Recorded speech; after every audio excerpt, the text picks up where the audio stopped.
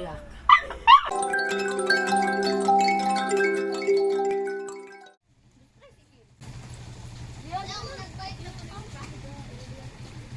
Hindi ka maka-adjust, Jaydin. Para makakaano man lang sa ulo mo.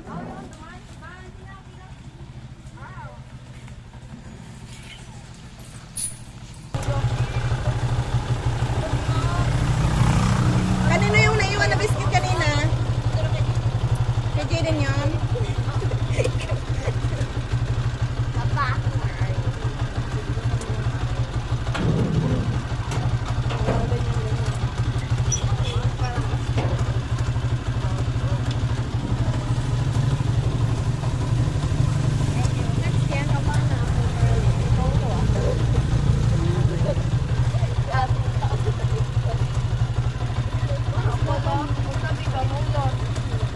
Oh, yung lunch nyo, tabi. Ate, yung lunch nyo, tubig nyo, Jassel, may tubig ka na. Bye. Ayun si Brownie, nauna pa. Good morning vlog. Good morning vlog, dahil wala naman akong viewers. Good morning. Kami na naman dito sa bahay dahil may pasok na ang mga ate. Mag-ayos ako ng mga iniwan ang mga anak. May isa pang tulog. Dyan. Good morning. Good morning, Wally. Good morning, Wally. Good morning. Makalat na naman kami dahil naiwan ang kalat sa akin. Pagtupi muna ang nanay. Nak?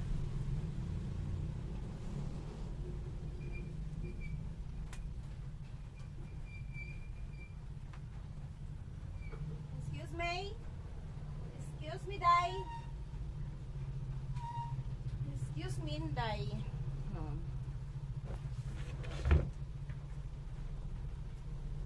Mawalang galang na po, Mingming. Magayos muna ako ng bed.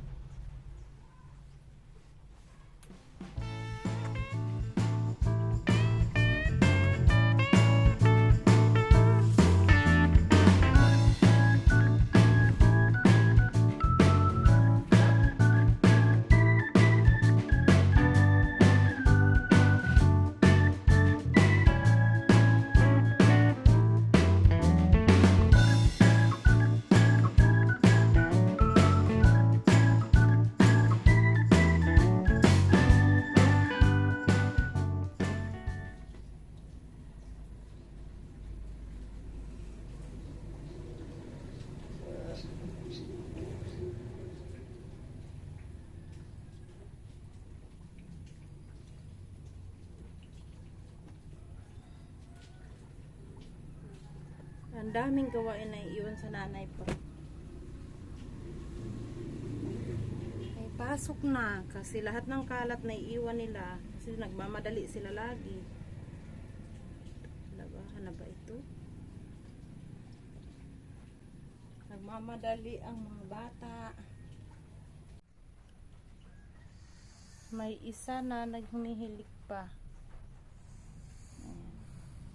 Nak, gising ka na, anak. Pupunta na ako sa shop. John Bird. Tulog pa. Siya ang naiiwan sa akin dito pag may pasok na yung mga ate. Kasi nga hindi siya sa regular school nag-aaral. Gilamos muna ako kasi kailangan ko na mag-open ang shop namin. Naligo ako kagabi. So ngayon, naglilamos na muna si Manay. Marami nagtatanong sa labas kung mag-open kami ng shop. Kasi mag-8 o'clock na.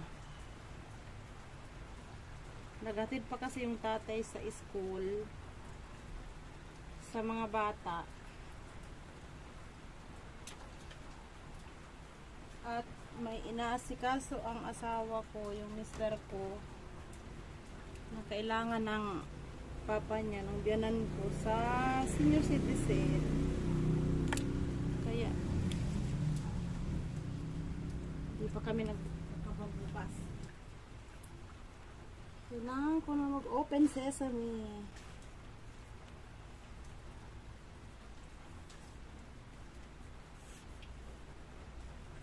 Kaya may iwan ko yung pamamahin namin na makalat. Mamaya ako makapagligpit pag medyo maluwag. Pag walang masyadong customer, uuwi ako rito sa bahay para magligpit. Pero pag may mga customer, uuwi ako rito. Magpe-prepare lang ng pagkain.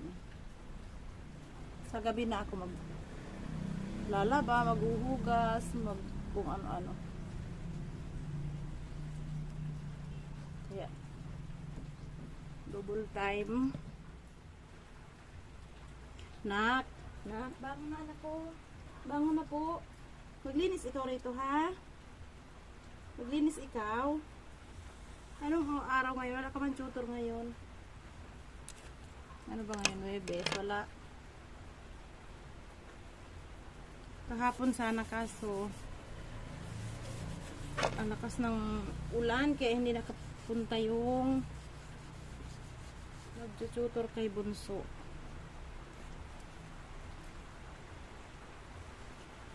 Ilamos lang ako kaya naglinis ako ng mukha.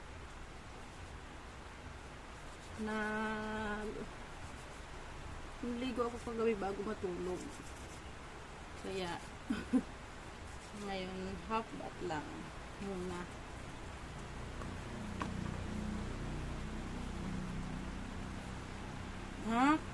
Nak. May pagkain ako iniwan dito, nak.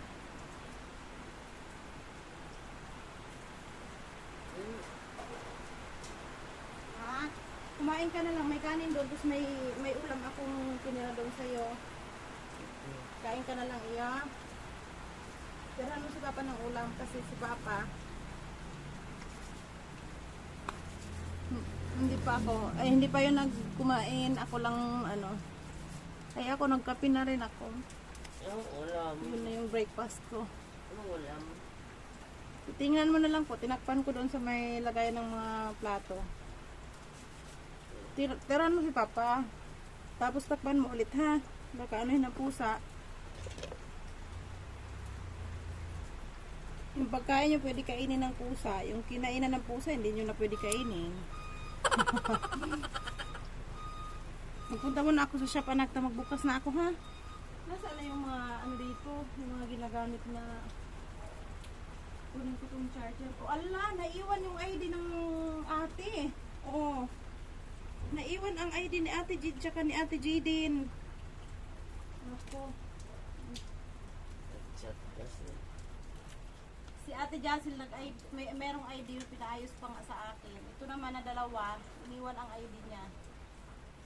Manila. Bahala sila. Okay, hindi naman siguro mahigpit masyadong na hindi sila papasokin sa gate. Magpunta muna ako sa shop, ha? Kumain ka na lang. Ito sa tindahan. Ang dami nakabukas na ilaw, oh.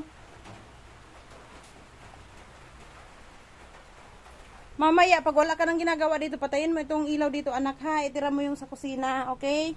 O kaya yung sa kusina, yung patayin mo. Ito yung itira mo. Ito yung nilabhan ko nung isang araw, oh. Ang dami yan. Puro kumot at bedsheet. Paano na ako nito makaano? Walang payong, ha?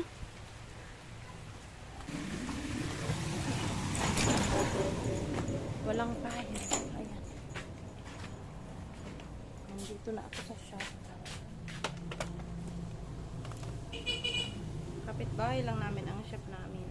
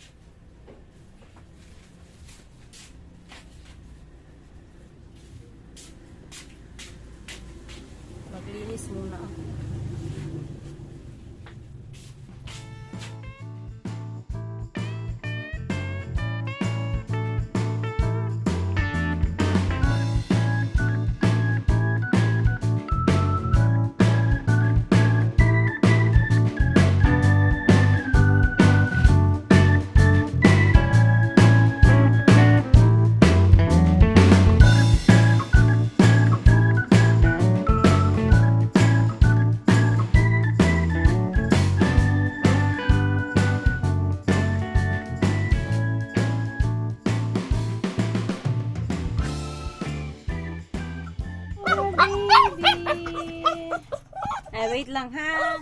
Sarado ko dito kasi baka pumunta kayo sa kalsada. Palabasin ko kayo pakain. Opo. O, buksan ko. Ayan. Aray ko. Opo. Ayan. Pakainin ko sila. Busin yung pagkain. Huwag mag-aaway. Hello, my babies. Mga babies ni Inay. Mga babies. Diyan muna kayo. Hindi muna kayo maglabas, nak. Ha? Kayo din masagasaan doon, ha? Hindi pwede maglabas. Mamaya na pag magbantay sa inyo, saka kayo maglabas, ha? Hunter? Tingnan mo nangyari kay Kuya Wooly, oh. Wala na si Kuya Wooly. Diyan muna kayo, ha? Pag may magbabantay sa inyo, saka kayo lalabas doon para hindi kayo masagasaan. Okay?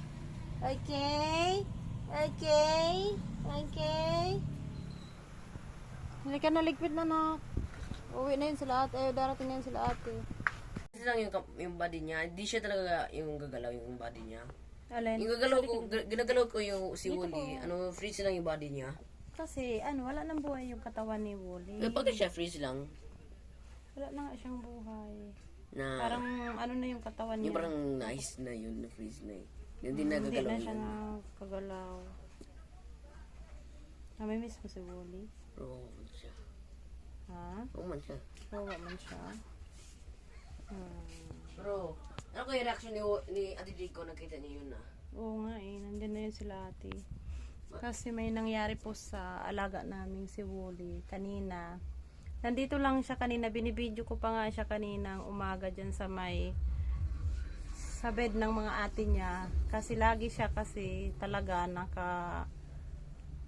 nakahiga dyan sa bed ng mga ate niya, katabi matulog. Tapos pumunta pala siya doon sa shop. Tapos nakita ko siya tulog kanina doon sa ilalim ng table ko. Siguro naisipan niya tumawid ng kalsada. May mga truck kasi doon na nakagarahe sa may unahan kasi maraming truck, delivery truck kanina. Naisipan niya siguro tumawid doon sa kabila kasi may mga nakita siyang mga pusa. Mga kapwa niya pusa. Ayun, nasagasaan siya. Tricycle yung nakasagasa sa kanya. Tumama talaga yung ulo niya. Parang nabiyak yata yung niya. Yung skull niya. Tapos yun, wala na. Ibit natin yung brain. Nami-miss ko talaga yun. Ibig mo dapat yung ibit. Hindi ko siya kayayating ng kanina eh. Kasi yung time na nasagasaan siya, umuwi ako kanina, nagtimpla ako ng kape. Pagbalik ko doon, nakita ko siya sa kalsada, duguan na, tapos gumagalaw-galaw. Hindi ko siya kaya tingnan, kaya umuwi ako kanina muna. Lambo talaga yung tuhod ko pagkakita ko kay Wooly kanina. Ayun. Ganun pala pag yung mga alagang hayop may nangyayari sa kanila. Nung kanina, aksidente. Iba pala yung yung bigla lang nawawala. Minsan kasi, yung dati yung mga alaga natin, ayan, nandyan si Ate Jacel. Hindi ko alam kung ano magiging reaction niya pag nakita niya si Wooly na love na love yan ni Jacel yung pusang yan. Yung pusa namin si Wooly.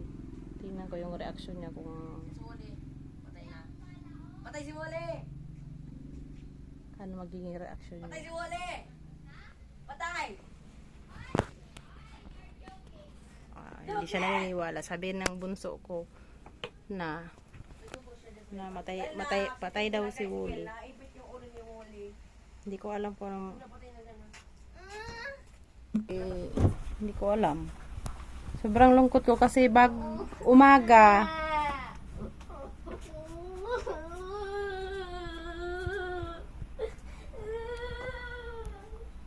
Umaga nandito lang siya. Naisipan niya pumunta sa shop. Sumunod siya sa akin yata. Umiyak siya. Pero ako, pag nakita ko si Wally, wala akong naiyak ah. Pero weird ako, kaya nakita ko si Wally, di ako naiyak. So bakit? Ang kalat dito sa kusina kasi walang nagligpit kanina dito. Ligpit na anak dyan, Kuya Janbert. Wala na tayong magagawa. Ano gagawin ko? Kasi parang wala akong makita dito magagawin ko.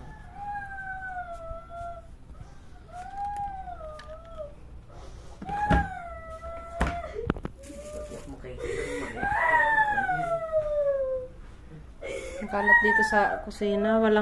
Maghapon ako sa shop. Hindi ako marang Sobrang umiyak kasi kalat. pagkabasa ko bilang nakita ko sa Diyos umiyak na pala. Nagligpit tayo. Yung mga uniform nyo, oh. Anak, walis na anak dito, oh. Saan?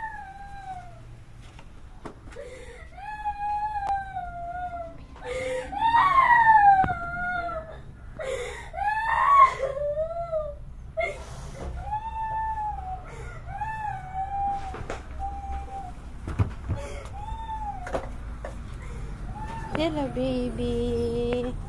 Kaya ayaw ko kayo pinapalabas ng walang kasama.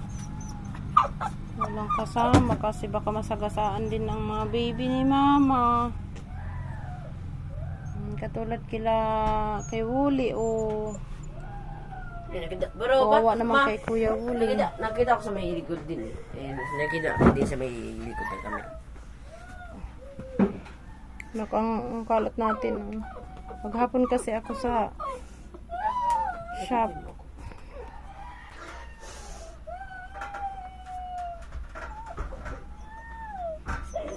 Umalis ka na.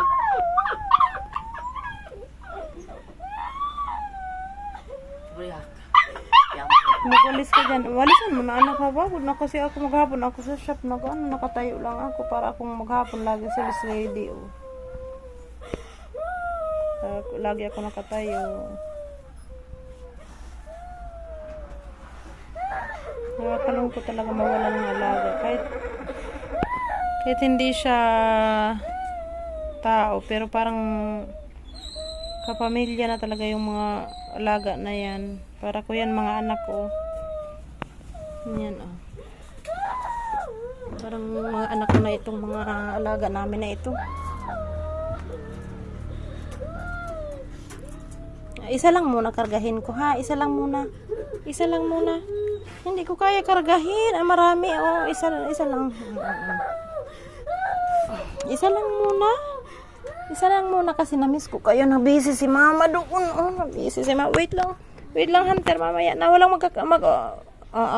Pakisarado nga. Ay, palabasin ko rin itong isa, oh. Ang kalat ng bahay natin. Walang nag-aasikaso dito pag ano.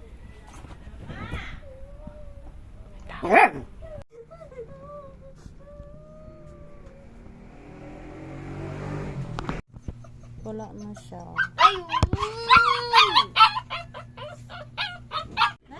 Baby na naman pag kinarga.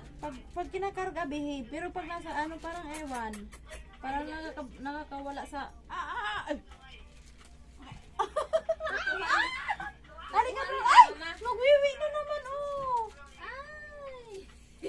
Nakuha nila yung tenga nila kay Blanca. Hello. Nakababa. Ang mga babies namin, ang kukulit, oh. Ang kukulit na mga baby.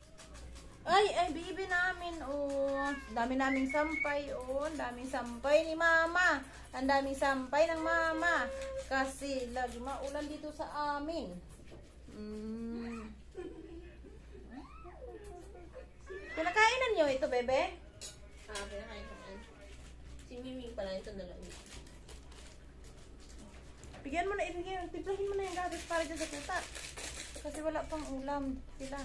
Bebe, magluto ka nito, oh. Ay, binili kami isda, hindi pa maluto. Ito? Hindi. tamban, tsaka yung danggit. Akala niya natutuwa si Miming, hindi na yan natutuwa kay Mama kasi gusto niya makalaya. Gusto niya makalaya.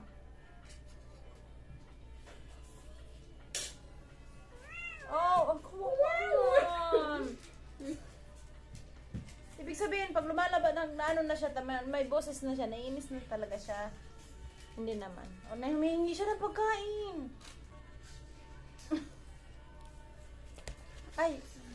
Ay, wag sa mesa, anak ko. Tingnan mo yan ang mga tuta na yan. Mas feel pa nilang tao sila kaysa sa atin.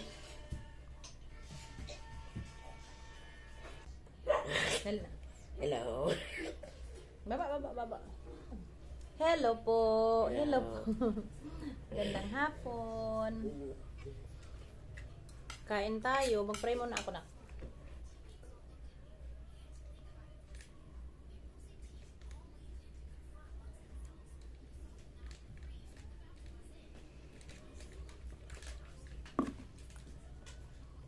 Parang hindi ako magkasakit, anak. Kailangan humaba ang buhay ko para sa inyo.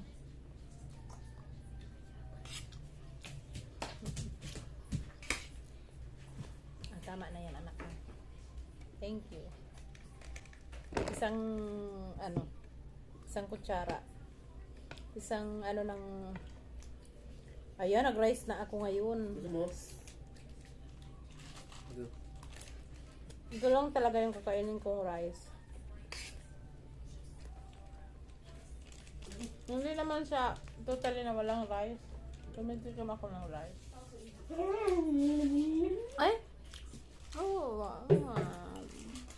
Bebe, luto na ng may isda, bebe, para mapakain yung aso.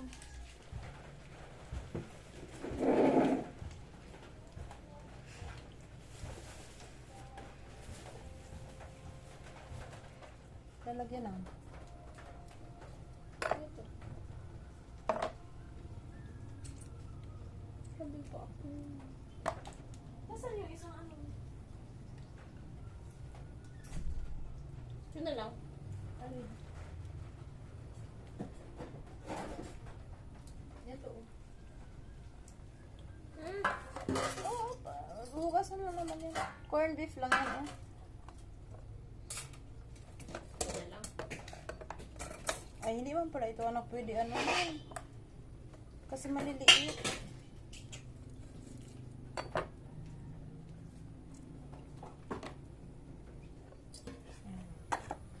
So, ayun, hindi na ako...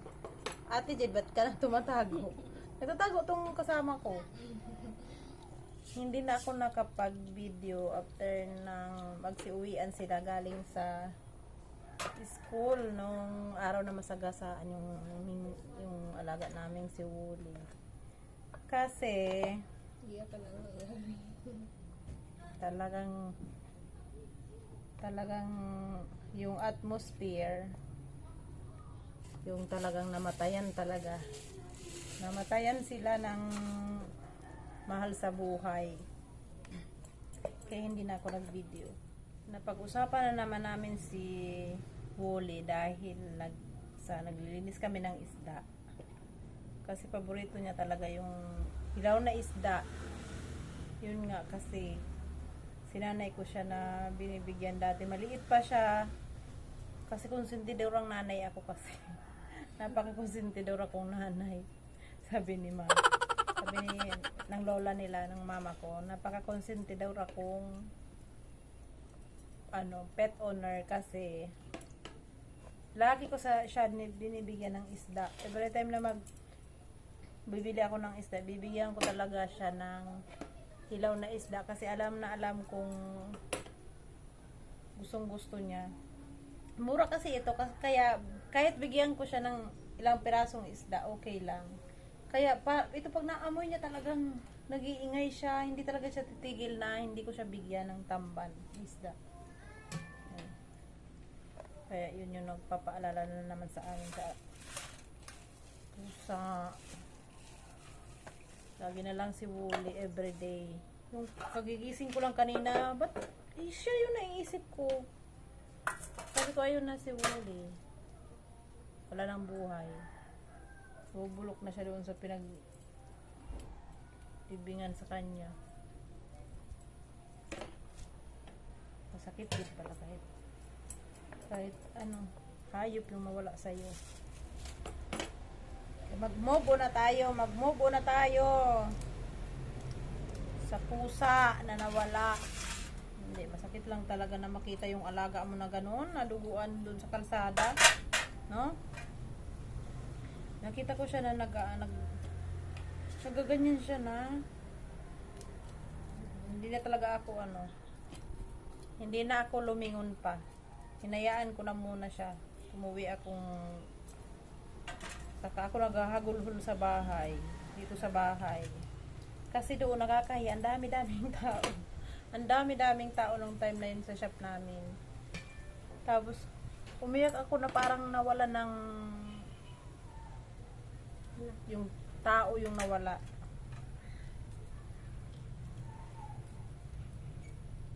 Ito.